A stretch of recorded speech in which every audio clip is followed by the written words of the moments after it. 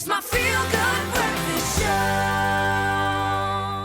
Welcome back, your Feel Good Breakfast Show on this Tuesday morning with Dr. Darren Green as we chat about medical things. This morning, our particular topic is home manufactured drugs. Now, I just want to unequivocally and irrevocably state that we do not support the use or the making in any way of homemade drugs. Earlier on, we were talking about the ingredients involved in making this thing called purple drink, but this is only to enlighten viewers, perhaps parents out there, so that should they see this kind of trend happening in their household, if you see this combination of ingredients, that you might be better enlightened as to what is going on. Right now, let's take a call on the line right now. Good morning.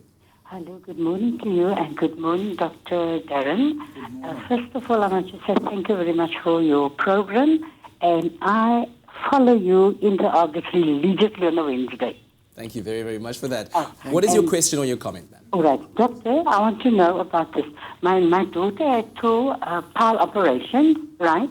And amongst other things, I see the painkiller that they've given her was that particular codeine in it. But they did say you mustn't use it for too long. And I've already bought a few cough medicines over the counter which contain codeine. You know, if I go out and I need a cough medicine for my family, I go out and choose the one with, let's say, licorice in, or, you know, just a painkiller.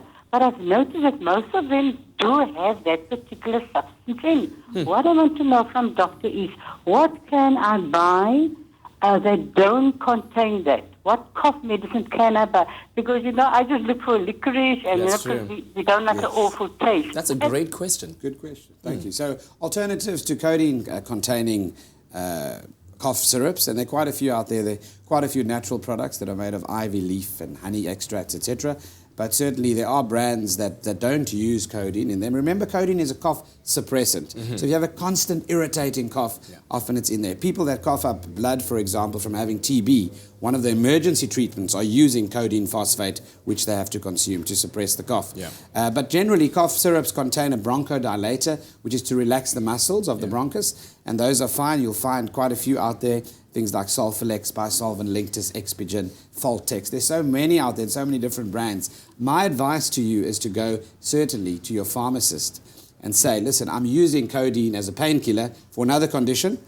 I'd like a cough mixture that doesn't contain codeine. Yes. And let them show you what they have available in that pharmacy specifically at that time.